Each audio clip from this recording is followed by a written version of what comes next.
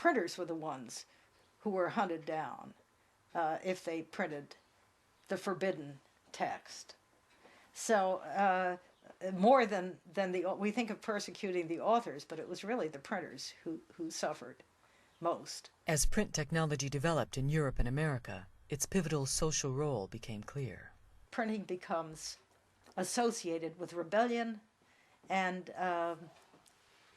emancipation. There's the governor of Virginia, Governor Berkeley, who wrote to his overseers in England in the 17th century saying, "Thank God we have no printing in Virginia, and we shall never have it as long as I'm governor." This was a reaction to the English Civil War and the pamphlet wars, and they were called paper bullets in that period. The basic idea of censorship in 18th century France is the concept of privilege or private law. A publisher gets the right to publish a particular text that is denied to others. So he has that privilege. What you have is a centralized administration for controlling the book trade, using censorship, and also using the monopoly of the established publishers. They made sure that the books that flowed throughout a society were the authorized editions, but also were within the control of the state, within the control of the king or the prince. You had a very elaborate system of censorship, but in addition to that, you had a monopoly of production in a booksellers' guild in Paris. It had police powers, and then the police itself had specialized inspectors of the book trade. So you put all of that together, and the state was very powerful in its attempt to control the printed word. But not only was this apparatus incapable of preventing the spread of revolutionary thought, its very existence inspired the creation of new, parallel, pirate systems of distribution. What is clear is that during the 18th century, the printed word as a force is just expanding everywhere. You've got publishing houses, printing presses that surround France in what I call a fertile crescent.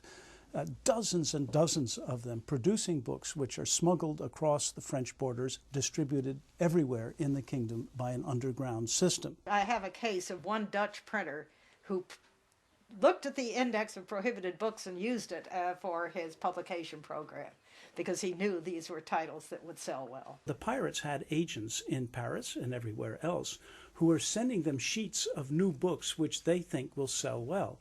The pirates are systematically doing, I use the word, it's an anachronism, market research. They do it, I've seen it in hundreds and literally thousands of letters. They are sounding the market. They want to know what demand is. And so the reaction on the part of the publishers at the center is, of course, extremely hostile. And I've read a lot of their letters. They're full of expressions like buccaneer and private and people without shame or morality, etc. In actual fact, many of these pirates were good bourgeois in Lausanne or Geneva or Amsterdam, and they thought that they were just doing business. After all, there was no international copyright law, and they were satisfying demand. There were printers that were almost holes in the wall or down in the... If they were printing subversive material, they could sort of hide their presses very quickly. People used to put them on rafts and float down to another town if they were in trouble with the authorities. It was very movable. In effect, you've got two systems at war with one another, and it's the system of production outside France that is crucial for the Enlightenment. Not only did this new media system spread the Enlightenment, but I won't use the word prepared the way for the revolution. It so indicted the old regime that this power, public opinion, became crucial in the collapse of the government in 1787, 1788. In Paris, the Bastille had been a prison for pirates. But in the years before the revolution, the authorities gave up trying to imprison pirates. The flow of ideas and information was too strong to be stemmed.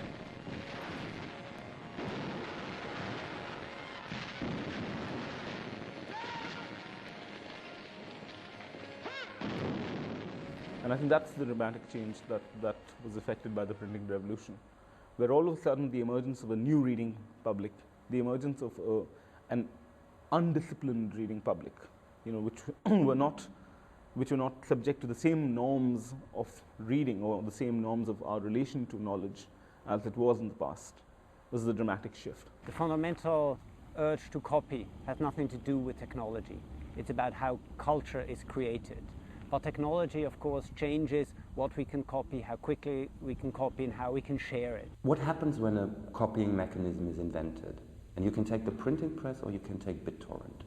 It shapes people's habits. It gives people completely new ideas how they could work together, how they could share, what they could relate to, what their lives could be. There's no way that an absolutist political system can totally suppress the spread of information. New media adapt themselves to these circumstances, and often they can become even more effective because of the repression. Why should improvements in our capacity to copy be linked to social change?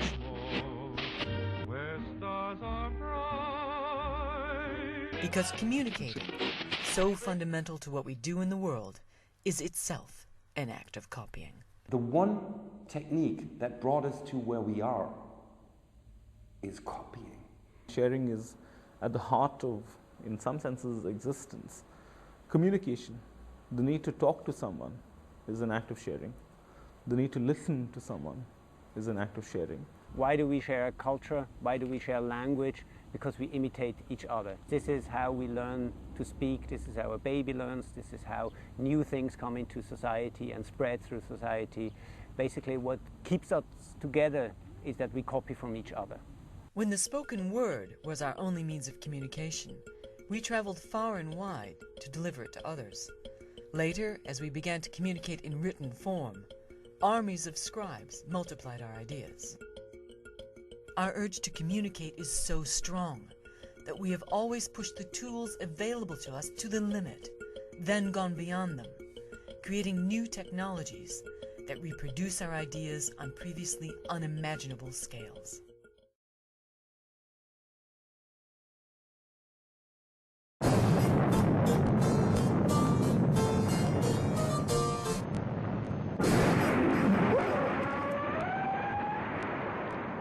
In 1957, the USSR launched Sputnik.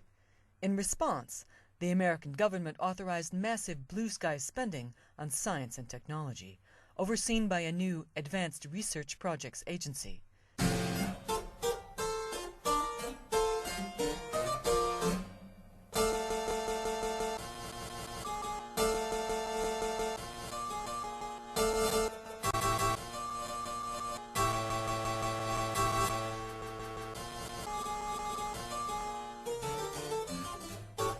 It was ARPA, developing the ideas of visionary computer scientist Joseph Licklider, that came up with the concept of networking computers. It's been hard to share information for years. The printing press, of course, was the great step into sharing information, and we have been needing for a long time some better way to distribute information than to carry it about.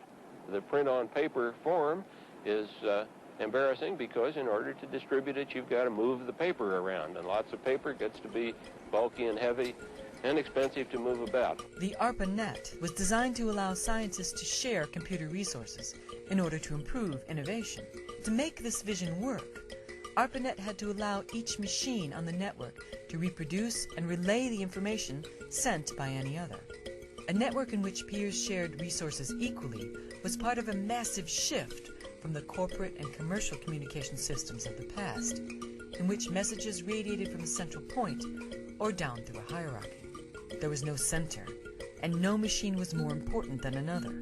Anyone could join the network, provided they agreed to abide by the rules or protocols on which it operated. Ever since really the 60s onwards,